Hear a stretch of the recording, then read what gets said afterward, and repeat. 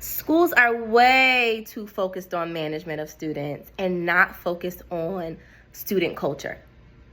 Student management should go out of the window. It is all about culture, baby. And I'm telling you, even as a dean of students, as a middle grades teacher, it works for the school building just as much as it works for your classroom.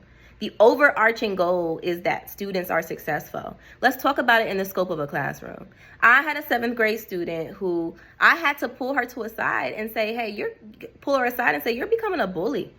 She used to laugh when a student read and they weren't as advanced or as a fluid reader. She would laugh when anybody made a mistake. And really, when you think about it deep down, right, the core of bullies, adults can be bullies too, or of kids, is that they feel inadequate in some way or they're struggling with something, be it reading themselves or weight or being accepted, right? And so the best way for me to feel accepted is I have to call somebody else out on something that they don't do. So we think about the core of it. And so I had to really break it down and explain it to her like this. What it really started shifting my mindset into is getting away from classroom management. So addressing it in the moment, you cannot do that, right? That's one way that I guess is maybe partially effective. But what I started to do, because it was early on in my career, was say, I'm going to create a culture so strong in my classroom that you better think twice before you do anything like that. And from that moment, I implemented that the rest of my classroom journey, into my journey as a dean of students, into my journey now as a consultant and an expert in this field and industry. Culture eliminates the need for management. Culture eliminates the need for management. Let's talk about a school building.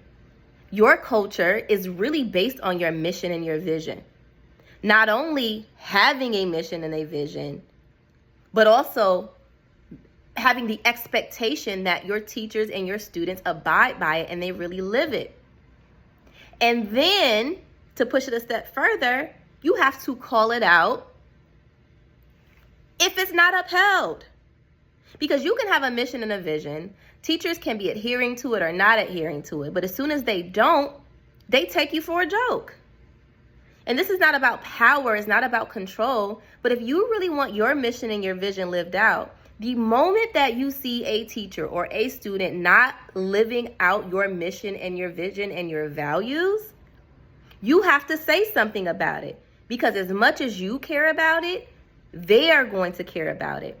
I'll give an example as a dean. One of the expectations and visions for the school, not necessarily me, was dress code. And to level it up, it was uniform, right? But when I first got to the school, nobody was standing downstairs making sure that the students were in uniform. No one was sending home messages to the parents.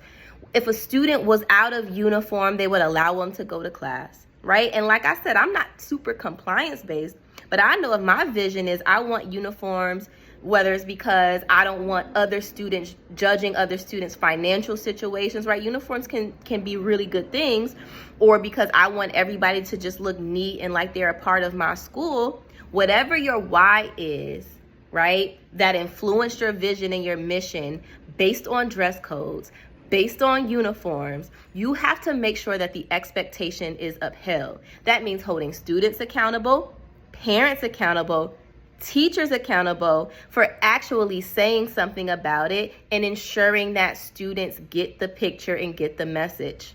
It's the same for if you have someone who is a teacher or a staff member on your team, right? If they are constantly, if your expectation or your mission in your vision is being inclusive and talking about kids in a way that is uplifting, and at every staff meeting, this teacher has their hands up and saying these kids can't learn and they can't do, it is up to you to, in that moment, make that correction with keeping their dignity and following up on it.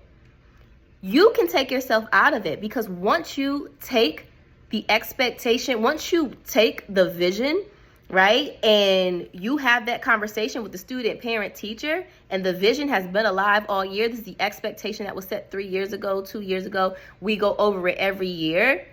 The onus is off of you as the person that has to do the talking. It is based on the vision, right?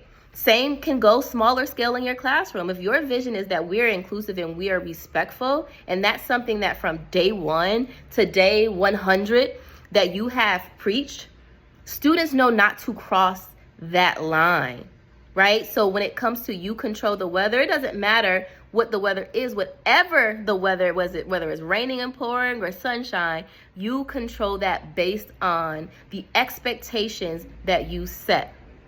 There is a way.